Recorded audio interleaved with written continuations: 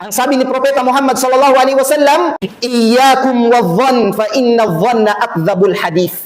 Iwasan ninyo ang maghinala sa inyong kapwa. Dahil ang pinakasinungaling na salita ay ang paghihinala. Dahil sa iyong hinala, pwedeng makasira ka ng pamilya na wala namang katibayan, wala namang patunay.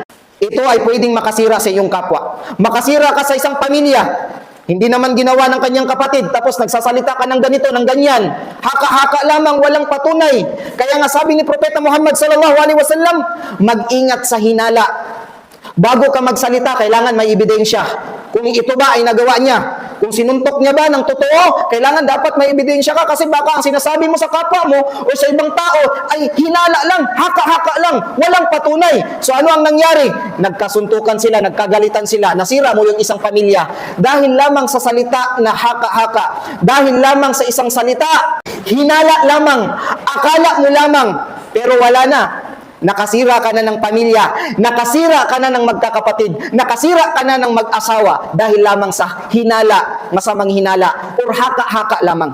Kaya sabi ni Propeta Muhammad, iwasan ninyo yung hinala sa inyong kapwa. Dahil ang pinakasinungaling na salita, nagsisimula sa hinala lamang. Kaya iwasan natin, sabi ni Propeta Muhammad, wala tajassasu, huwag kang magmanman sa iyong kapwa. Huwag mong manmanan ang iyong kapwa kung kailan siya makakagawa ng pagkakasala. Naghihintay ka ngayon na siya ay makagawa ng pagkakamali para siya ay iyong mapahiya sa kapwa-tao. Napakalaking pagkakasala po nito. Hindi ka naman detective para magmanman ka sa iyong kapwa. Kasi sa relihiyong Islam, bawal po sa atin na magmanman sa kapwa. Ang pagmamanman sa ating kapwa, ang pagbabantay sa ating kapwa, para hintayin na siya ay magkamali upang mapahiya sa mga tao, bawal po ito sa relihiyong Islam. Kapag ginawa mo ito bilang isang Muslim, hindi ka totoong Muslim. Dahil ang isang Muslim ay hindi nagmamanman sa kanyang kapwa. Kung nagkamali man siya, bigyan mo ng advice. Huwag yung bantayan siya kung kailan siya magkakamali para ipahiya mo sa mga tao. O di kaya sa social media. Ito po ay napakamali na gawain ng isang Muslim. Wala tadabaru, huwag ninyong talikuran ang iyong kapatid sa pananampalataya. Huwag kayong magtalikuran sa bawat isa.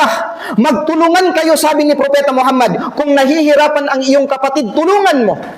Kung siya ay walang pagkain, tulungan mo. Kaya nga sabi ni Propeta Muhammad, wala tadabaru, huwag kayong magtalikuran sa bawat isa. Magtulungan kayo, magkaisa kayo. Kung sino man ang nagkamali sa inyo, tulungan ninyo siya na siya'y magbago. Kung sino man ang nakagawa sa inyo ng pagkakasala, tulungan siya na hindi na siya makagawa ng pagkakasala. Magtulungan kayo. Wala tadabaru. Huwag ninyong pabayaan siya. Nagkasala na nga siya, nagkamali na nga siya, pababayaan ba natin? Hindi, ituwid natin yung mga pagkakamali niya. Ituwid natin yung mga pagkakasala niya. Dahil yun po ang turo ng Islam. Magtulungan sa bawat isa. Sabi ni Propeta Muhammad, ang turo ng Islam, wala tabagabo, huwag kayong magkimkim ng galit sa bawat isa sa inyo. Kahit pa hindi siya Muslim, kahit pa non-Muslim siya, kahit pa disbeliever siya, kung nagkasala man siya sa iyo, huwag kang magtanim ng galit sa kanya. Dahil ang turo ng Islam pagmamahalan at ilayo ang galit sa isa't isa. Lagi nating pinapaalahanan ang bawat isa sa atin na kung sino man ang may galit sa ating kapwa, tanggalin natin ito. Dahil hindi po ito turo ng Islam. Kung nagkamali man ang iyong kapatid sa iyo, hanggat hindi kanya sinasaktan ng pisikal, patawarin mo siya. Kung dahil lamang sa masasakit na salita na sinabi niya sa iyo, patawarin mo rin siya. Hanggat hindi ka pa niya sinasaktan, nagpisikal, ay huwag mo siyang labanan. Huwag mo siyang saktan dahil ang turo ng Islam, wala tabagado.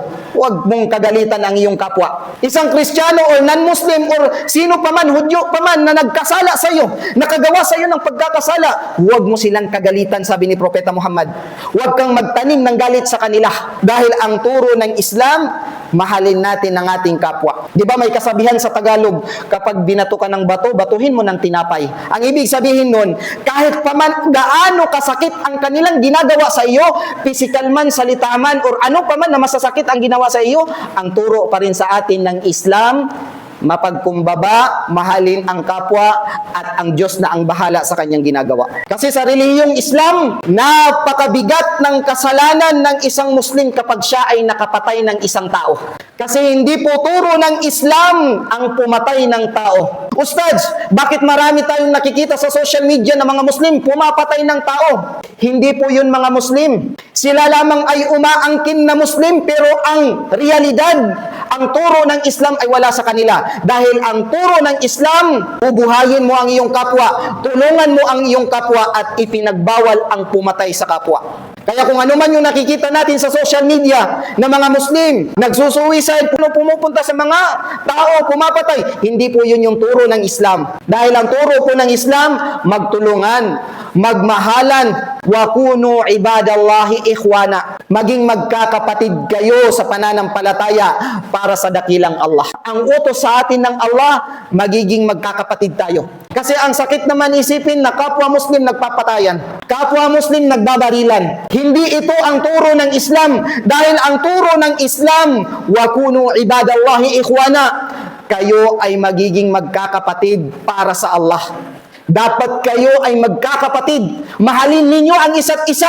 Huwag kayong magsakitan. Huwag kayong magbatuhan ng mga masasakit na salita.